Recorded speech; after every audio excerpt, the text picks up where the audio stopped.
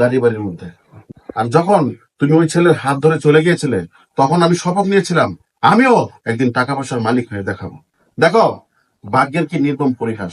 একটা সময় আমার কিছুই ছিল না, আর আজকে দেখো আমার টাকা পয়সা বাড়ি গাড়ি কোনো কিছুর কমতি নেই।